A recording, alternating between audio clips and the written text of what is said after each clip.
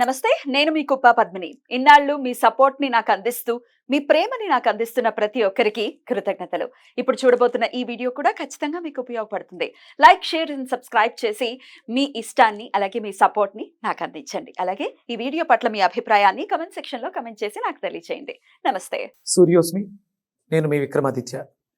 ఆరోగ్యమే మహాభాగ్యం, ఆరోగ్యం భాస్కరాధీనం. ఆదివారం మద్యం మాంసం మైదనం వద్దు, ఆరోగ్యం ఐశ్వర్యం వద్దు. మీరు ఆచరించండి, 10 మందిని ఆచరింపచేయండి. ఆచరించండి, ఆరోగ్యవంతులుగా ఉండండి. ఆచరించండి, ఐశ్వర్యవంతులు కండి. ఆచరించండి, ఆనందంగా జీవించండి. Suryosmi. Welcome to our channel. నేను పద్మిని. ప్రస్తుతంతో పాటు ప్రముఖ ఆధ్యాత్మికవేత్త, సూర్య ఉపాసకులు, sun spiritual society founder Vikramaditya garu ఉన్నారు. మాట్లాడదాం. సార్ నమస్తే సార్. సూర్యోస్మి తల్లి. సార్, పెద్దవాళ్ళు చెప్తూ ఉంటారు, నేను కూడా విన్నాను, పూజ చేసేటప్పుడు, ప్రత్యేకించి లక్ష్మీదేవి పూజ చేసేటప్పుడు మీరు కూడా లక్ష్మిలాగా తయారయ్యి, చక్కగా అందంగా తయారయ్యి అప్పుడే పూజ చేయండి అని చెప్తూ ఉంటారు. అంటే అక్కడున్న లక్ష్మి, ఇక్కడున్న లక్ష్మి ఒకటే అని సమభావనను తీసుకొచ్చే విధానాన్ని రావటం కోసం దాన్ని అనుసరించమంటున్నారా? అసలు అలంకరించుకునే ముందు మనల్ని మనం అలంకరించుకుని అమ్మవారిని పూజించడం, దాని వెనకాల ఉన్నటువంటి కారణం ఏమిటి? అలాగే మామూలుగా అలంకరణ విషయం గురించి కూడా మీరు ఒకసారి చెప్పాలి సార్. ఇప్పుడు నేనున్నాను, నాకు రెడీ అవ్వడం అంటే ఇష్టం. నేను చక్కగా రెడీ అవుతాను. And I'm in this profession. ఆబ్వియస్గా నేను సుమారుగా 19 ఏళ్ళు అయింది నేను ఇండస్ట్రీకి వచ్చి. సో ఇంకా నేను పెరిగింది ఇండస్ట్రీలో. ఇంచుమించు 16 ఇయర్స్ అప్పుడు వచ్చాను నేను ఇండస్ట్రీకి. సో ఇందులోనే పెరిగాను. నాకు ఇదే అలవాటు అయిపోయింది. చాలా మంది ఇట్లా రెడీ అవుతారు. చాలా ఇష్టం రెడీ అవ్వటం ఆడవాళ్ళకి. అందంగా అలంకరించుకోవటం తప్ప, నేరమా? ఫస్ట్ పూజ గురించి చెప్పండి, తర్వాత అలంకరణ గురించి. మీరు ప్రతి ఇంట్లో కూడా భర్త కళ్ళు తెరవటానికి ముందు ఆ ఇంటి ఇల్లాలు స్త్రీ, ఇంట్లో ఎవరైతే, అంటే స్త్రీ అంటే అలంకార వస్తువు కాదు, ఆట వస్తువు కాదు, ఆవిడ ఒక శక్తి స్వరూపిణి, స్త్రీ శక్తి. ఇక్కడ మీరు మళ్ళీ లక్ష్మీదేవి పూజ అన్నారు. లక్ష్మి అనేది దేవత అనుకుంటాం, కాదు, అది కూడా ఒక శక్తి, పవర్. డబ్బు అనేది ఒక శక్తి, పవర్. బంగారం అనేది ఒక శక్తి, పవర్. మళ్ళీ ఇవన్నీ కూడా మీరు దాన్ని మనం స్ఫుటం బట్టి ఇలా కొలిమిలో కాల్చే కొలిది ఎవాపరేట్ అవుతూ, అంటే ఇది ఎలా అయితే వచ్చిందో అలాగే మళ్ళీ మీకు రూపాంతరం చెందిపోతుంది. అలాగే మన శరీరం కూడా అణువుల నిర్మాణం, కణజాలం నిర్మాణం. అందులో స్త్రీకి సంబంధించి కొన్ని రకాల గుణగణాలు చెప్పబడింది. ప్రతి ఇంట్లో కూడా స్త్రీ ఎలా ఉండాలి అంటే, భర్త ఇంట్లో వాళ్ళు నిద్ర లేచే లోపు, వాళ్ళు కళ్ళు తెరిచే లోపు ఆ ఇంట్లో ఎవరైతే స్త్రీమూర్తి, అది తల్లి కావచ్చు, భార్య కావచ్చు, చెల్లెలు కావచ్చు, ఎవరైనా సరే లెగిసి శుభ్రంగా స్నానం చేసి లక్ష్మీదేవిలా తయారవ్వటం అనేది, వాళ్ళు కళ్ళు తెరిచిన వెంటనే ఆ మంగళకరమైనటువంటి రూపంతో, చిరునవ్వుతో, వాళ్ళకి ఏదైతే, అంటే కొంతమందికి బెడ్ కాఫీ, టీలు అలవాటు ఉంటాయి, వాటిలతో కనిపించడం అనేదే ఆ దర్శనమే. కళ్ళు తెరిచిన వెంటనే అమ్మవారి దర్శనమే ఇవ్వటమే అలంకారం. ఇప్పుడు మనం అంటే నైట్ నిద్రించే సమయంలో మీ అలంకారాలన్నీ తీసేసి మీకు ఎలాగైతే సౌకర్యంగా ఉంటుందో అలా నిద్రపోతారు. తర్వాత ఉదయం లేచిన వెంటనే మీరు ఎలా ఉండాలంటే లక్ష్మీప్రదంగా ఉండాలి. లక్ష్మీప్రదం అనేది ఫస్ట్ మనం విగ్రహాల్లో ఉండే, ఫోటోల్లో ఉండే మూర్తులు కాదు, మీలో ఉండేటువంటి తత్వం. అది మాతృత్వం, స్త్రీతత్వం, శక్తి స్వరూపం. ఈ అలంకారంతో ముందు ఆ రూపం వచ్చేస్తుంది. అంతేగాని ఏడుస్తూ దేభ్యమొహాలు వేసుకుని టీ కావాలా తీసుకో, అది కాదు. అందుకని మన హిందూ సాంప్రదాయంలో మొట్టమొదటగా లేవాల్సింది, నిద్ర లేవాల్సింది ఆ ఇంటి ఇల్లాలు. ఇంటిని నడిపించేది శక్తి స్వరూపిణి, సృష్టి స్థితి లయ అమ్మ. అమ్మ అంటే ఆడదానిలో చూడాల్సింది అమ్మతనాన్ని. అలాగంటే తన తత్వం ధర్మం ప్రకారం మారుతుంటుంది. బిడ్డకు ఒకలాగా, భర్తకు ఒకలాగా, అత్తగారికి, మామగారికి తన రూపాన్ని మార్చుకుంటూ అందరిలో మా ఇంటి మహాలక్ష్మి అండి అని అంటారు. అంటే మీరు ఎలా ఉండాలి? మీరు ఒక నైట్ వేసుకొచ్చి, లేకపోతే ఇంకో దేవి మొహం వేసుకొచ్చి నిలబడితే ఇది మా ఇంటి మహాలక్ష్మి అండి అంటే ఎలా నమ్ముతారు? అసహ్యంగా కూడా ఉంటుంది. అంటే ఇక్కడ అందరికీ డబ్బులు కావాలమ్మా. లక్ష్మీదేవి పూజ చేయాలి ధనం కోసం. అది ముందు ఫస్ట్ ఎలా ఉండాలి? ఏడుస్తూ డబ్బు కావాలమ్మా, డబ్బు కావాలమ్మా అంటే ఇస్తుంది ఆవిడ. అది ఆ తత్వాన్ని మీలోకి తీసుకోవడం. అంటే ఇక్కడ ఏంటంటామంటే, మన శరీరంలో స్వాదిష్టాన చక్రం బాగున్న వాళ్ళు ఈ అలంకారాల విషయంలో అలంకరించుకోవడం, అంటే భగవంతుడు ఎక్కడో బయట లేడు, నాలోనే ఆ తత్వం ఉంది. స్వాధిష్టానం సరస్వతి తత్వం, అంటే జ్ఞానం ఉంది. కాబట్టి నేను ఇలా ఉండాలి అనే భావన మీకు వచ్చి దానికి తగ్గట్టుగా అందంగా హుందాతనంగా ఉంటూ మీ మాట్లాడే విషయంలో తెలిసిపోద్ది. మాట చాలా హృదయంగా ఉంటుంది, హృదయాన్ని ఆకట్టుకునే విధంగా ఉంటుంది. ఎంత మిమ్మల్ని నొప్పించినా వాళ్ళు దానికి నొచ్చుకోని విధంగా, లేకపోతే అవతల వాళ్ళని ఒకవేళ తప్పు చేస్తూ ఉంటే వాళ్ళలో కూడా పరివర్తన తీసుకొచ్చే విధంగా తీసుకురావడానికి మనం ఆ వాడే పదాలు కూడా చాలా అందంగా వస్తాయి. స్వాదిష్టానం బాగుంటాయి. స్వాదిష్టానం బాగుంటాయి. ఇక స్వాదిష్టానం బాగాలేని వాళ్ళు వాళ్ళ అలంకార విషయంలో అసలు వాళ్ళు అలంకరించుకోరేమో కదా. అసలు అలంకారాలు వాటి మీద శ్రద్ధలు ఉండవు. ఎవరైనా అలంకరించుకుంటూ ఉంటే కుళ్ళు వాళ్ళు పడతారు. చూసి ఇక ఈర్ష్య, ద్వేషం, కుళ్ళు, ఇక ఇవన్నీ వాళ్ళలో చాలా కరడు కట్టేసి ఉంటాయి. అసలు అలంకరించుకోవటం శాస్త్ర విరుద్ధమా? అలంకరించుకోకూడదా? అప్పుడు అలాంటప్పుడు మనం పూజ చేసేటప్పుడు అమ్మవారికి మాలలేయటం, లేకపోతే ఉండవు అలంకరణ, కదా. ఇవన్నీ ఎందుకు? ఆ. మనలో ఏదైతే లేదో దాన్ని ఎదురుగుండా దర్శించి అక్కడున్న దాన్ని మళ్ళీ ఆనందంతో మళ్ళీ తిరిగి పొందడానికి. ఇక అది లేదు అన్నప్పుడు ఇంకా ఆ మనిషి జీవితం చాలా దౌర్భరంగా ఉంటుంది. ఇది అసలు చెప్పు. Sorry to interrupt. ఇట్లా అలంకరించుకోవటం ఒక పెళ్ళైన సువాసినికైతే భర్త విషయంలో మాత్రం, అంటే భర్త కోసం మాత్రమే అలంకరించుకోవాలి అన్న పరిస్థితి కనుకుంటే ఆ స్త్రీ బయటకు కూడా రాకూడదు, ఎవరికి కనపడకూడదు కదా. If I'm not wrong, correct me if I'm అంతే రాంగ్. అంతే అంతే అంతే కదా. అంతే. అలా అనుకుంటే ఓన్లీ భర్తకు మాత్రమే చెందుతుంది అలంకరణ అనుకుంటే అసలు ఆ స్త్రీ ఇంట్లోనే ఉండాలి, అసలు బయట కనపడకూడదు అని నాకు అనిపిస్తుంది. ఇప్పుడు ఉమ్మడి కుటుంబాలు ఉంటాయమ్మా. ఒక భార్య భర్త ఇద్దరే కాదుగా, అందరూ ఉంటారు. చాలా మంది ఉంటారు. ఆ స్త్రీ ఆ ఇంటి అందరికీ కనిపిస్తూ ఉంటుంది. అందం అనేది భర్త చూసే దృష్టిలో తేడా ఉంటుంది, బిడ్డ చూసే దృష్టిలో తేడా ఉంటుంది, Correct. అత్తగారు మామగారు చూసే దృష్టిలో. నా దృష్టిలో లోపం పెట్టుకుని నువ్వు నువ్వు అందంగా కనపడకూడదు, నువ్వు బయటికి రాకూడదు. పూర్వం రోజులు, ఇప్పుడున్న కాదు రోజులు కదా. ఏంటంటే చాలా దుర్భరం. ఏంటి అంటే ఒక మొగుడు ఒక పెళ్ళం ఒక ఇల్లు, అంటే అత్తమామలు ఎక్కడో ఎక్కడో ఉంటారు, అనాథాశ్రమాల్లోనే ఎక్కడో ఉంటారు. ఉమ్మడి కుటుంబాలు లేవు. ఎవరికి వాళ్ళు ఏడుస్తూ నైట్ తిట్టుకుని పడుకుని పొద్దుటే ఏడుస్తూ లేచి ఆ జీవితాలు అలా దుర్భరంగా గడిపేస్తూ ఉంటారు. ఎందుకంటే ఆ ఐకమత్యం లేదు, ఆ ఉమ్మడితనం లేదు, ఆ హృందాతనం లేదు ఎవరిలోనూ. దీన్ని మార్చుకోవాలి. స్వాదిష్టానం బాగుంటేనే మనిషి జీవితం ఆహ్లాదకరంగా ఉంటుంది. తీర్థయాత్రలు ట్రావెలింగ్ చేస్తారు కదా, ఇది స్వాదిష్టానమే. వీళ్ళు ఎక్కడికి కదలలేరు, ఇల్లో నారాయణంలా అంటే ఇంట్లోనే ఏడుస్తూ ఉంటారు. బయటకు వెళ్ళలేరు, సరదాగా నవ్వుతూ ఎవరితోటి మాట్లాడలేరు. ఎవరు ఎప్పుడు కనపడతారా వాళ్ళని ద్వేషిద్దామా, ఎప్పుడు తిడదామా, ఇవే ఉంటాయి. ఈదున వెళ్తుంటే అరుగుల మీద కూర్చుని మాట్లాడుతూ ఉంటారు వీళ్ళు. ఇలాంటి ఇప్పుడు వాళ్ళు యూట్యూబ్ లో అరుగులు యూట్యూబ్ లో అయిపోయినాయి సార్. అయి ఉండొచ్చు. Right sir. ఎనీవేస్, స్వాదిష్టానాన్ని మరి మనం యాక్టివేట్ చేసుకోవాలి, బలోపేతం చేసుకోవాలంటే ఏం చేయాలి? స్వాదిష్టానం సహజంగా మనకి 6 రెక్కలు కలిగినటువంటి చక్రం అది. దానికి అధిష్టాన దైవం అమ్మవారు, శక్తి స్వరూపి సరస్వతి. ఫస్ట్ జ్ఞానం ఉంటే లక్ష్మి ఆటోమేటిక్ గా, సరస్వతి ఉంటే లక్ష్మి ఆటోమేటిక్ గా వస్తుంది. అందుకని ఆ స్వాదిష్టాన చక్రాన్ని బలోపేతం చేసుకోవడానికి ఫస్ట్ సుగంధి ద్రవ్యాలతో స్నానం ఆచరించడం.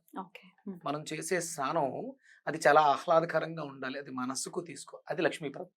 మీకు ఇలాచి పొడిని, అంటే నీళ్ళలో వేసి మరగబెట్టినటువంటి నీళ్ళు వేసుకోవచ్చు, లేకపోతే ఇలాచి పొడి చేసుకుని మనం స్నానం చేసే నీళ్ళలో వేసుకోవచ్చు. అదే ముందు ఫస్ట్ బాహ్య సౌందర్యాన్ని శుద్ధి చేసుకోవడం సుగంధ ద్రవ్యాలతో. ఆ అరోమా ఏదైతే ఉందో అది మీకు మానసిక సౌందర్యాన్ని వృద్ధి చేస్తుంది, లోపల మానసికంగా క్లెన్స్ చేస్తుంది. ఇది దాని తర్వాత అమ్మవారికి ఇష్టమైనటువంటి రంగు తెల్లటి వస్త్రాలు ధరించడం. మల్లె పువ్వులు దానికి ప్రతీక, సుగంధము ప్లస్ పరిమళము ప్లస్ తెల్లదనం, స్వచ్ఛమైనటువంటి ఇది ఉండొచ్చు. 6 రేఖలే ఉండొచ్చేమో, అంటే 6 రేఖలు ఉన్నటువంటి పుష్పాలు లక్ష్మికి, అదే స్వాదిష్టానానికి చాలా ఇష్టమైనటువంటి. ఇక దానికి బీజం వచ్చి వం బీజం ఉచ్చారణ చేస్తూ వంకారాన్ని, ఓంకారం లాగే వంకారాన్ని ప్రణవంగా ఉచ్చారణ చేస్తూ ఉంటే కూడా మీకు స్వాదిష్టానం యాక్టివేట్ అవుతుంది. తర్వాత తద్వారా అది యాక్టివేట్ అయితే అది అలంకరించుకోవటం అనే కాదు, ఒకసారి యాక్టివేట్ అయిన తర్వాత దాని ఫలితాలు ఎలా ఉంటాయి స్వాదిష్టానం యాక్టివేట్ చేసుకున్న తర్వాత? మీకు తెలుసుదమ్మా. మీరు మామూలుగా ఇది మొదలు పెట్టడానికి ముందు ఎక్కడైనా ఒక 4-5 సెంటెన్సెస్ రాసుకోండి మీ చేతితో, మడత పెట్టి పక్కన పెట్టండి. ఇది స్టార్ట్ చేసిన తర్వాత ఒక 1 వీక్ తర్వాత మళ్ళీ మీరు అదే సెంటెన్సెస్ మళ్ళీ తిరిగి రాయండి.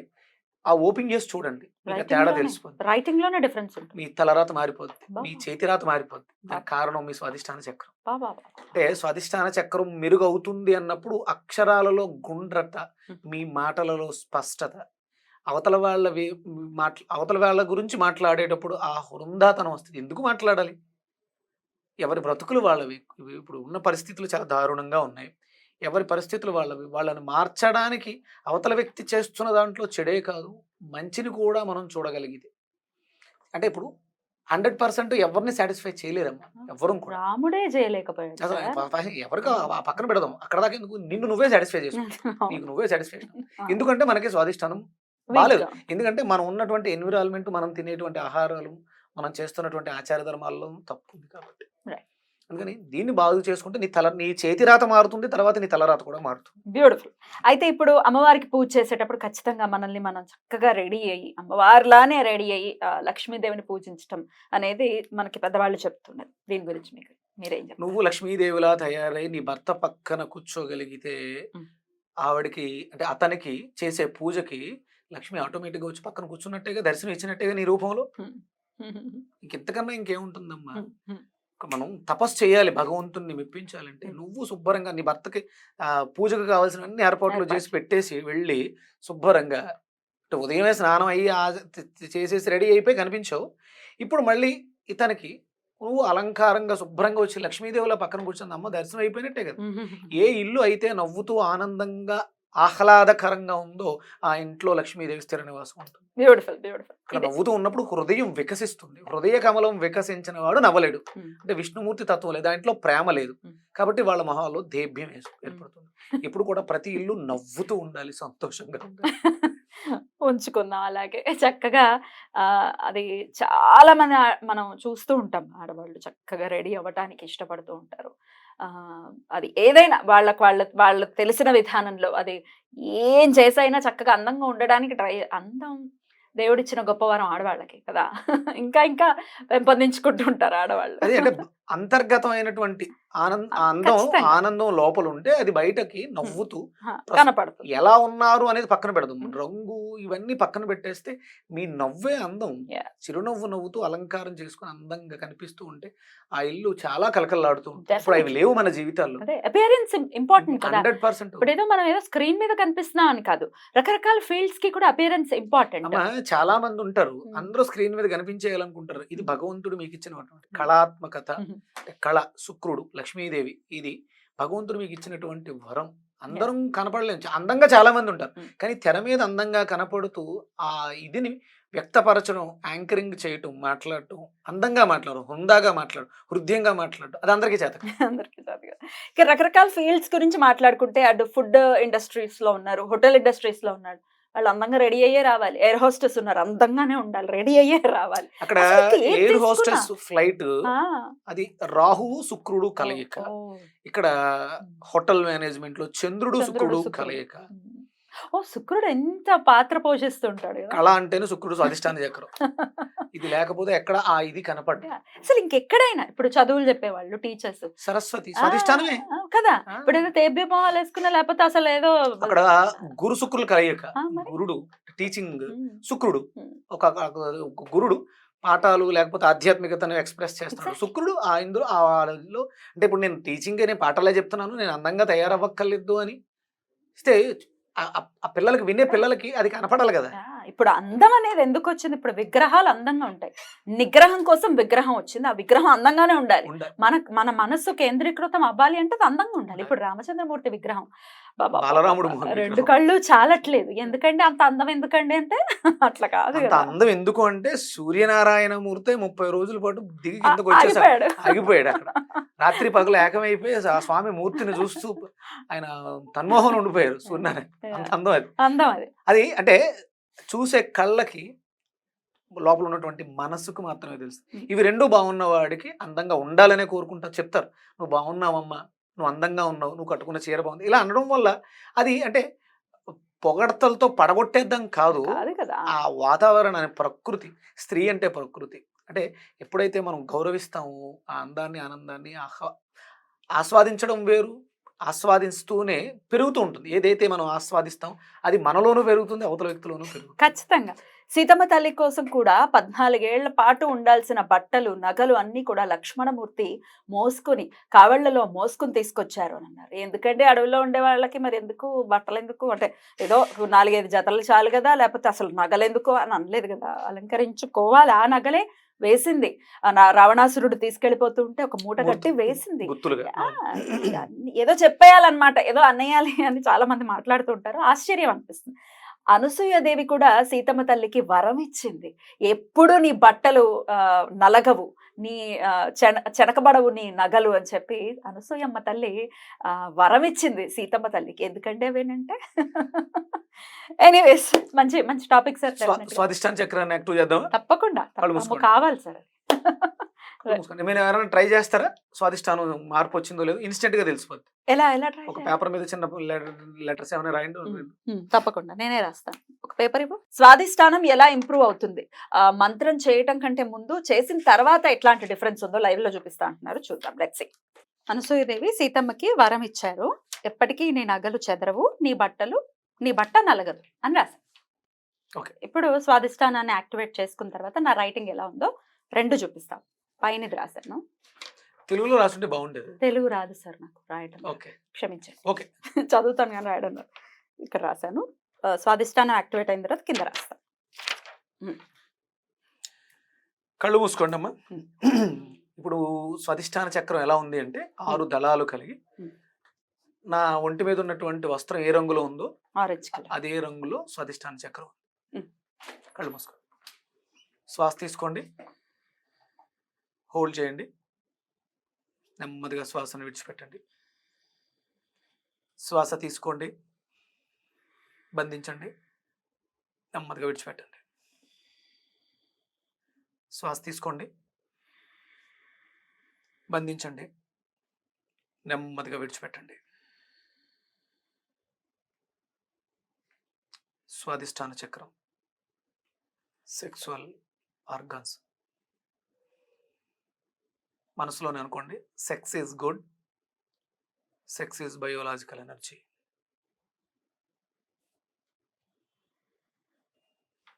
వంకారాన్ని ప్రణవంగా ఉచ్చరించండి. శ్వాస తీసుకుని శ్వాసను విడిచిపెడుతూ వంకారం.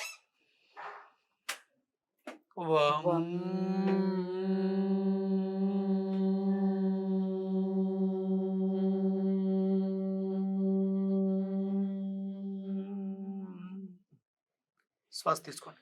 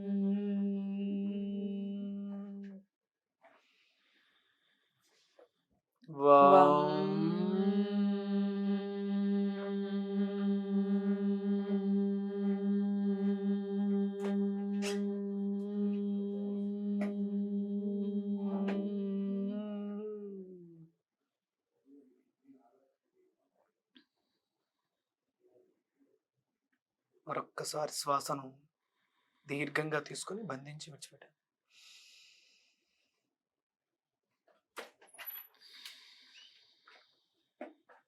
ఇంకొకసారి.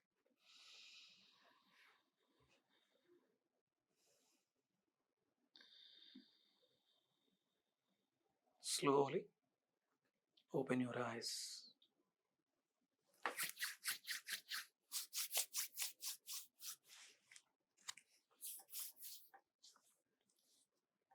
ఏమంటారా? ఫస్ట్ ప్రశాంతంగా. బ్రైట్నెస్ పెరిగిందా హా. లైట్ లో? సేమ్ ఇదే ఫ్రేజ్ రాస్తున్నాను. సేమ్.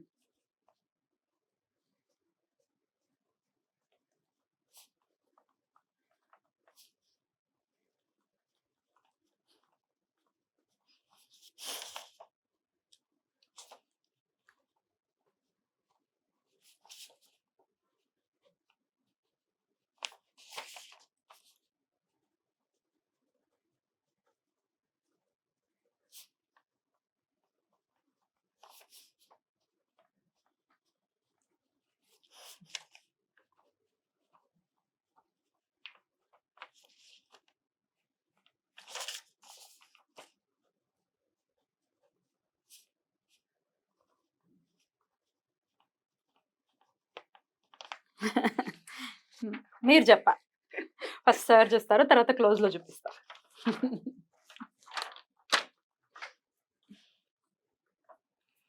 చూడండి ఆ లైన్స్ లో, ఆ సెంటెన్సెస్ లో ఎంత మార్పు ఉంది. గుండ్రంగా వచ్చింది కూడా, సైజు కూడా, సైజ్ పెరిగింది నిజమే. ఆ హుందాతనం అంటే స్వాదిష్టానంలో ఆ హుందాతనం ఉంటుంది. స్వాదిష్టానం అంటేనే మన జీవిత ప్రయాణాలు, ప్లానింగ్, ట్రావెలింగ్, షాపింగ్, ఇంప్లిమెంటేషన్, ఇవన్నీ కూడా ఆ స్వాదిష్టానంలో ఉంటాయి. వీటిలో మనం ఫెయిల్ అవుతున్నాం అంటే మన స్వాదిష్టానం బలహీనంగా ఉంది. ఈ మంత్రం రోజు మనం ఇప్పుడు 6 సార్లు చేసాం. అది 6 సార్లు స్వాదిష్టానం చేసాం. చక్రం 6 పెటల్స్ ఉంటాయి కాబట్టి అవును. ఇది రెగ్యులర్ గా చేస్తే ఇంకా ఎంత అందంగా ఉంటుందో. అంతే కదా. ఆ రాతే మీ తల రాత అవుతుంది. తప్పకుండా. అయితే అందం కూడా పెరుగుతుందా స్వాదిష్టానం పెరిగితే? మీ చుట్టూ మీ వర్చస్సు, మీ ఆరా, డెఫినెట్లీ. అవతల వ్యక్తి మనల్లో ఆ దైవత్వాన్ని చూస్తాడు, సరస్వతీ తత్వాన్ని చూస్తాడు. స్వాదిష్టానం బాగుంటే బాగుంటాయి. Beautiful sir.